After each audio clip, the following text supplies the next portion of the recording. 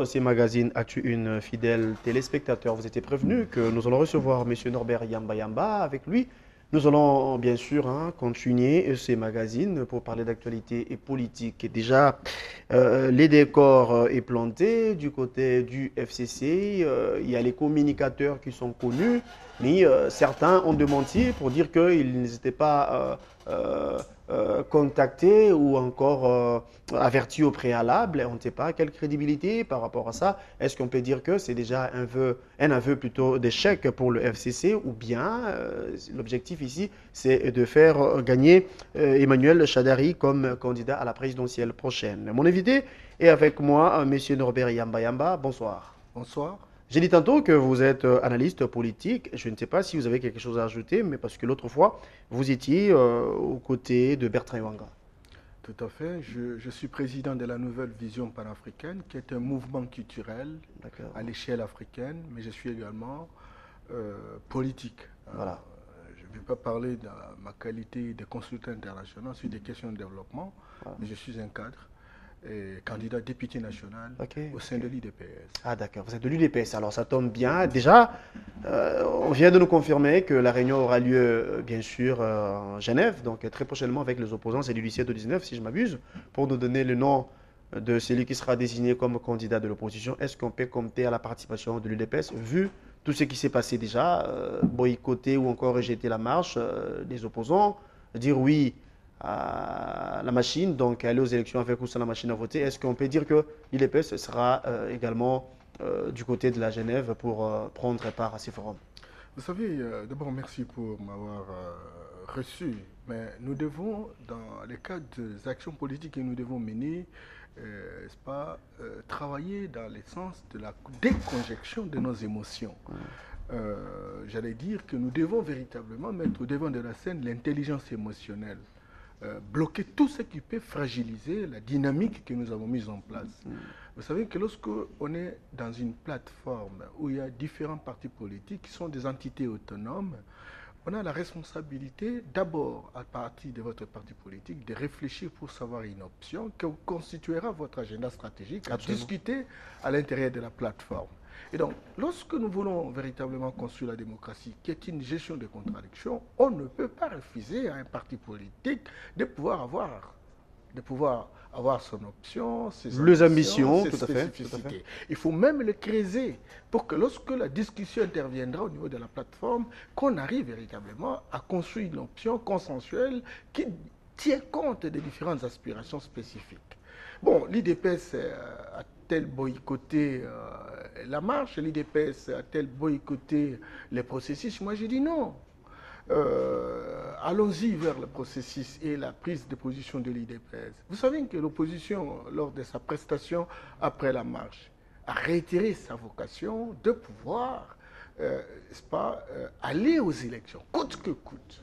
L'opposition a réitéré sa vision de ne pas boycotter les élections. Mais l'opposition a martelé sur le fait qu'elle ne voulait pas la machine à voter. Donc, nous nous trouvons dans une situation où l'opposition refuse la machine, mais ne peut pas boycotter les élections. Mais par contre, d'après la CENI, si vous boycottez la machine à voter, du coup, vous rejetez les élections. Et pour l'IDPS, l'IDPS continue à dire, et ça c'est l'option qui a été levée depuis le grand meeting de Ndjili pour dire que nous ne voulons pas de la machine. Beaucoup l'appellent machine à voler ou à tricher. Cette machine a été programmée dans la perspective de pouvoir avoir des élections scélérates. Il ne faut pas que cette machine soit là. Mais vous comprenez qu'en face de nous, nous avons des hommes et des femmes qui croient avoir créé un îlot d'abondance dans un océan de misère, qui véritablement occupe pratiquement le pays, imaginant que c'est un terrain vierge où ils ont trouvé personne. Et ils s'entêtent, et vous vous rappelez, avec les pourparlers de l'ancien co, où il a été dit que l'UDP sortirait un premier ministre, le rassemblement sortirait, n'est-ce pas, le président de CNCSA, etc. Tel n'a pas été le cas. On a réussi véritablement à imbéciliser une élite politique aujourd'hui mercantiliste. Mais alors, nous disons, étant donné qu'il reste 50 jours pour aller aux élections le 23 décembre, étant donné les difficultés qu'il y a et qui rentre véritablement dans la stratégie de l'équipe adverse de pouvoir retarder les élections. Parce que ça n'a jamais été dans la volonté véritablement de l'équipe adverse d'aller aux élections. Il fallait monter des stratagèmes pour démontrer ils sont engagés, ils sont déterminés d'aller vers les élections. Tenez, aujourd'hui, lorsqu'il faut aller aux élections, même si dans l'hypothèse, on utiliserait ces machines, encore que cela fait l'objet véritablement de discussions et de divergences majeures, etc., les machines pour quitter Séoul, la capitale de la Corée du Sud, parce qu'il y a une partie qui doit venir de Séoul, l'autre partie de Tokyo, du Japon, etc., ça fait 2 mois. Ça fait 2 mois. Il nous faut 130 000 machines. 1006, comment dirais-je, 1600 ou 100 000, comment 130 000 machines. D'accord. 130 000 non, 106 000 machines. 106 000, voilà. Bon, il change à tout moment, tant mieux, mais au moins, au minimum, 100 000 machines. Quand cela ne tient, la commande du reste pour les machines qui vont arriver à Bouma, il y a une partie qui est passée vers le port de Tanzanie, etc. Vous savez, il ne se pas au-delà de 50 000. Et c'est que très clairement, ces machines qui arrivent aujourd'hui, qui ne sont pas au-delà de 50 000, doivent être déployées pas, à l'intérieur de la République. Et vous savez que la province la plus éloignée de la ville de Kinshasa, c'est la province du Sud Kivu. Et c'est 2000 km. Ça, c'est au centre de Bukavu. Lorsque vous faut aller à Walungu, à Kaziba, etc., vous êtes au-delà des 2000 km. Et donc, il faut un déploiement, parce que nous avons pas moins de 83 000 bureaux de vote. Et donc, nous nous trouvons devant cette situation où il y a une stratégie maléfique qui a été mise en place, qui consisterait véritablement de reporter les élections, qui mettrait véritablement en route la stratégie de Poutine dans la mise en œuvre véritablement de ce qui représente la gestion des affaires de l'État.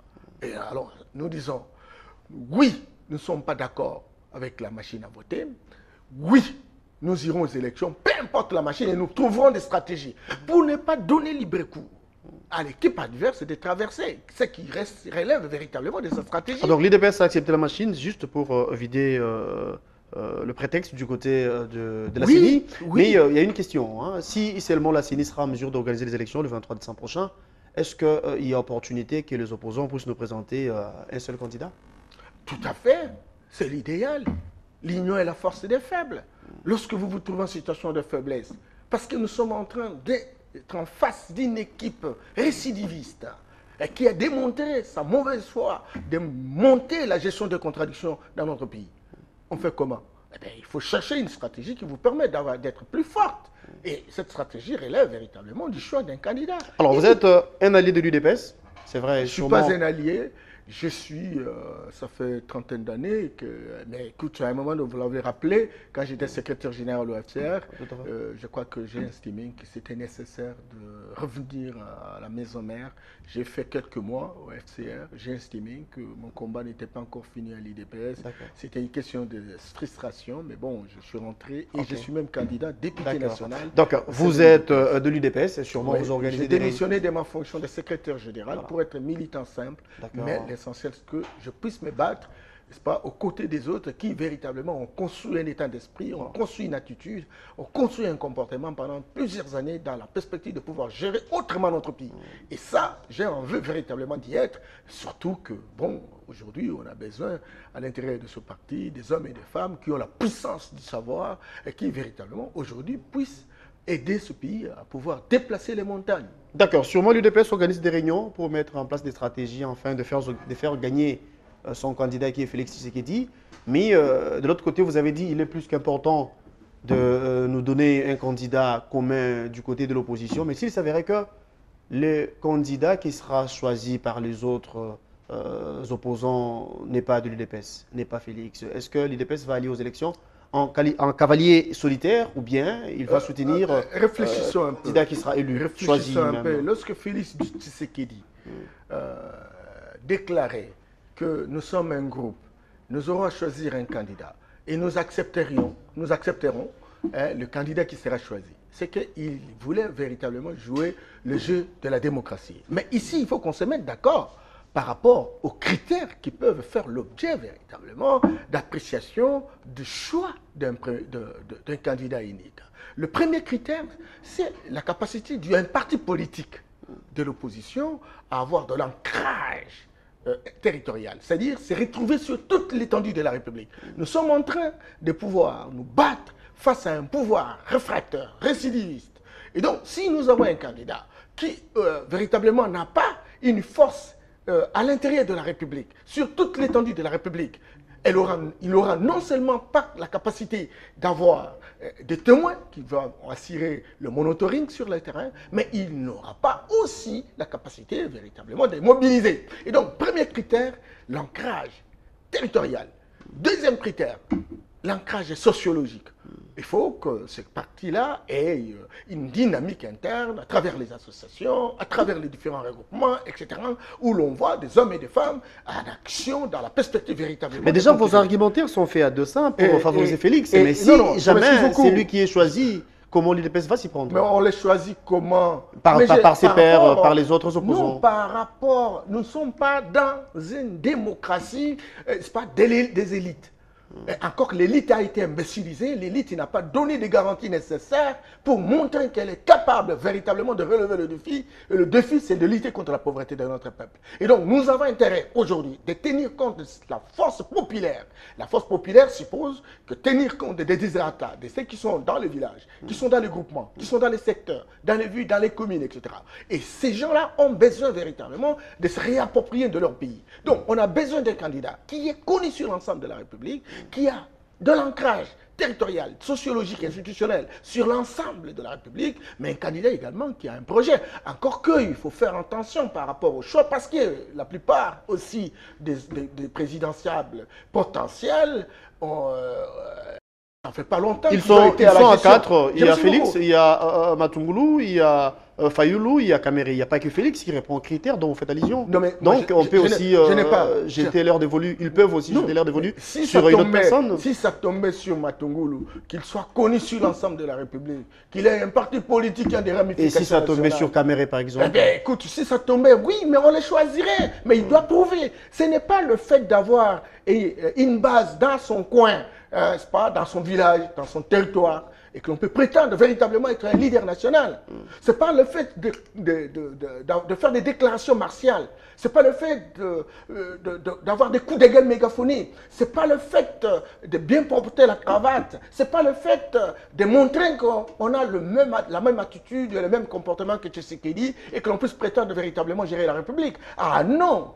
Parce qu'aujourd'hui, plus que jamais, sincèrement, mon ami, je vous assure, Gaylor, on a besoin d'un homme qui soit capable d'être connu sur l'ensemble de la République, qui soit capable de mobiliser notre peuple autour d'un idéal commun, qui soit capable de porter un projet, mais qui soit capable également de démontrer qu'il n'a pas été associé à la gestion chaotique que nous sommes en train de déplorer aujourd'hui et qui véritablement a des alternatives qui permettent véritablement de susciter l'espérance, susciter l'adhésion et donc servir de boussole pour relever le défi de notre pays qui aujourd'hui est à genoux à cause de son élite imbécilisée. Et ça, c'est très important. Mais maintenant, si à l'intérieur de nos compatriotes qui sont des candidats présidents de la République, si on n'a pas une expérience malveillante, maléfique, qui a détruit complètement ce pays, dans cette gestion récente, si on peut véritablement avoir les capacités managériales de porter un programme, si on peut avoir les capacités d'aller vers, d'être connu sur l'ensemble du territoire national, mais pourquoi pas ne pas le choisir, même si ce n'est pas Félix. Alors, voilà, les opposants... il faut remplir tous ces critères-là, voilà. Et c'est très important. Moi, je suis aussi, et je voudrais le dire, parce que ça fait plus de 25 ans, je travaille dans un réseau international, mais je voudrais dire qu'il faut arrêter des conneries avec ce que j'attends, tel a été Banque mondiale, tel a été Fonds monétaire international. Il n'est pas prouvé, qu'il y a un pays à travers le monde qui a été développé, c'est pas par rapport, c'est pas à la stratégie Banque mondiale, stratégie Fonds monétaire international, stratégie des institutions internationales. Il s'agit des hommes et des femmes qui, en réalité, ont besoin de réfléchir sur leur génie propre, leur capacité de mettre en place un agenda stratégique lesquels la GENAF peut faire l'objet de discussions avec les bailleurs de fonds pour que cela puisse booster la République. On ne peut pas dire, parce qu'on a été, je ne sais pas, au niveau de la Banque mondiale, on a été au Fonds monétaire international et qu'on a travaillé dans un pays et vous dites non, j'ai développé ce pays. Ah non, non. Nous avons à l'intérieur de notre pays ici, la Banque mondiale est opérationnelle. Elle est représentée par le directeur des opérations. Vous allez dire que ce pays, si il change, c'est le directeur des opérations? Non, non, non, non. Et moi, je connais par exemple un pays comme le Cap-Vert. C'est un pays effectivement considéré comme miracle économique. Mais c'est un pays de 500 000 habitants. Le Congo, c'est plus de 100 millions d'habitants. En fait, mais attention. Les opposants congolais, il y a un problème avec vous, hein, pendant que vous êtes encore dans vos fauteuils, discutez sur la machine à voter, discutez sur la candidature commune, discutez sur les fichiers électoraux. Et bien, de l'autre côté, le FCC s'apprête pour aller aux élections et gagner, n'est-ce pas, ces dernières. Déjà, il y a peu, le week-end passé ou encore le samedi, pour être beaucoup plus précis, le samedi passé, il y avait une liste de communicateurs qui vont travailler, qui vont nettoyer, en tout cas à fond, l'image des Chadari pour qu'il soit élu comme président de la République. Pendant que vous envisagez l'accord de réunion pour choisir les candidats communs, pendant que chez vous, il y a encore certaines personnes qui envisagent une transition, donc un part de son Kabila, on ne sait pas, avec les opposants congolais, comment on peut s'y prendre. Non, non, mais écoute, ils s'organisent pour avoir quel message? Ils ont quel message? Les communicateurs, ils vont communiquer quoi? Ils ont eu la possibilité de gérer ce pays pendant 17 ans. Quel a été le message d'espérance qui a suscité l'adhésion, qui a déplacé les montagnes? Et Chadari avait dit l'autre fois qu'il fera la continuité de ce qu'avait fait Kabila. Eh bien, tout à fait, ça peut vous dire que c'est un message, quoi. Il y a des communicateurs qui sont choisis, aucun programme, aucune vision idéologique, etc. Ils se recrutent, c'est des gars, des hommes et des femmes qui ont trouvé leur COP, ce qu'on appelle la coopération, et qui veulent le terrain très vierge. Il semble que ce peuple est résigné, ce peuple est naïf, il accepte n'importe comment, et il faut en profiter au maximum pour créer un îlot d'abondance dans un océan de misère. Mais moi, je crois qu'ils sont en train de se tromper. Nous sommes dans une phase d'une masse critique. Ceux qui connaissent les tenants et les aboutissants, ceux qui connaissent les auteurs de cette situation catastrophique que nous sommes en train de vivre. On peut bien organiser les communicateurs, mais il faut avoir le message, il faut avoir la communication. Il me semble qu'il y a sûrement, ils ont un message, hein, ça c'est sans doute. Quel est le message? Je ne sais pas trop, parce que je ne suis pas du FCC, mais il doit y avoir un message. Bon, il faut que l'on sache, nous sommes tous des citoyens. On peut bien vouloir voter Chadari, mais qu'on sache très clairement, il va faire quoi, ceux qui n'ont pas eu l'occasion pendant 17 ans pour le faire. Il fera la continuité du programme de Kabila. Mais quel est ce programme? 5 chantiers par exemple. Eh bien, 5 chantiers. Vous voulez qu'on nous parle de la révolution de la modernité? Eh bien, arrêtez, ce sont des conneries, quoi. Quand vous parlez de révolution de la modernité, c'est un concept purement philosophique, etc. Donc, on ne comprend pas les tenants et les aboutissants. Aussi, révolution de la modernité autour de la route. Nous avons 152 000 km de route. On a fait combien? On n'est pas allé au-delà de 3 000. Pour les talitage et rablayage de terre jaune. Et les macadam, c'est combien? Nous avons 30 000. On a fait combien? Monsieur Norbert Yamba, oui. Excusez. Le balisage du fleuve pour permettre la circulation des bateaux, etc. C'est 14 000 km. Ça a été balisé où? Nous avons quel bateau? Et pendant combien de temps? Hein? Pendant combien de temps? Le rail, c'est 7 000 km. Où se trouvent les rails qui ont été mis en place? Voilà. 7 000. Où sont les locomotives qu'on nous a promis? On a parlé par exemple de 1000 écoles par an pour un programme de 2012 en 2016. Dis-moi. On n'est pas allé au-delà des 300 écoles. Eh bien voilà, Chadari fera la suite. Hein. Il va continuer pour achever ce que Kabila avait continué. Il y a deux notions importantes, cher Gelor. Il y a la notion de résultat et la notion de réalisation. La notion de réalisation, c'est-à-dire vous avez 300 km, 350 km Kinshasa-Matadi pour arranger la route. Mais vous faites 2 km, vous dites, voilà, vous ne voyez pas comment j'ai fait et je vais continuer. Et on vous a donné 10 ans. 10 ans, s'il vous plaît. Bon, voilà. Donc, cette notion de réalisation n'est pas le résultat. Je voudrais également dire, parce que le débat est fondamentalement intellectuel, il y a 3 notions dans l'évaluation de la performance de l'action gouvernementale. Et dans le résultat que nous cherchons, il y a ce qu'on appelle les extras, les effets et l'impact. Regardez, vous avez par exemple la construction, non, la réfection de l'hôpital, on appelle ça cinquantenaire. Ok, on a réparé l'hôpital. Nous avons un bâtiment. C'est très important pour nous. C'est très important. Combien de personnes y entrent? Ça, c'est une autre question. Non, attention. C'est très intellectuel. Vous savez, dans notre pays, nous avons trop d'abrutis fondationnels. Hein? L'élite politique ne fait pas un effort pour avoir la puissance de la connaissance. On est en train véritablement de rigoter autour des mensonges cousus en fil blé. Voilà. Non, quand on a un bâtiment, eh bien, ça c'est un extra, c'est un bâtiment. Et quand on a les Indiens qui sont dans, des infirmiers, etc., ce sont des effets que ça donne parce qu'il y a un personnel, etc. Mais il faut se poser la question, par rapport à la potentialité de la population malade dans la ville de Kinshasa, combien y arrivent? Combien y arrivent? Et la plupart des gens qui arrivent dans cet hôpital sont déjà morts. Mortes déjà, des personnes mortes, qui viennent de l'extérieur, qu'on vienne. Parce qu'effectivement, il y a un bon frigo là-bas. Ah bah apparemment là-bas, il y a que la mort qui fonctionne bien. Bien entendu. Ah bah ça c'est vous qui l'avez dit. Alors ça est fini. Ça veut dire qu'en fait, on ne peut pas brandir. On ne peut Mhm. pas brandir une telle réalisation. Alors. Parce qu'elle n'est pas au service. Encore que la plupart des politiques qui tombent malades sont tout le temps partis à l'extérieur. C'est comme s'ils n'avaient pas confiance. On va rappeler ici que vous êtes militant de l'UDPS, candidat à la députation nationale. Non, je suis panafricaniste. S'il faut dire un mot, il y a une caméra devant vous, juste en une minute en tout cas, à toute la population qui vous suit en ce moment, surtout aux militants de l'UDPS. Non, écoutez, élite politique, vous avez échoué. Vous avez montré que vous êtes derrière vos ventres et que vous n'avez pas aidé notre peuple à pouvoir relever le défi. C'est vrai que l'UDPS s'est bâti plusieurs années, plus de 30 ans, avec des sacrifices, avec des gens qui ont perdu leur vie, qui ont perdu leur mariage, qui sont devenus des chômeurs endémiques, simplement parce qu'il fallait faire fonctionner le pays autrement. Aujourd'hui, parce qu'il y a une blanchisserie qui est l'opposition. Écoutez, même ceux qui, aujourd'hui, viennent le matin pour se transformer en opposants, ont la crédibilité nécessaire. Non, il ne faut pas continuer comme ça. Il ne faut vraiment pas continuer comme ça. Si nous voulons aller aux élections, choisissons des hommes et des femmes qui ont suscité l'espérance. On peut les encadrer. Hier, la gestion de la société a été une gestion d'un individu, l'intelligence individuelle. Aujourd'hui, nous voulons véritablement construire une intelligence collective. On peut choisir une personnalité qui a de l'ancrage, mais tous les autres seront à ses côtés pour construire une intelligence collective qui va véritablement relever le défi. Et le vrai défi, c'est de lutter contre la pauvreté de notre peuple.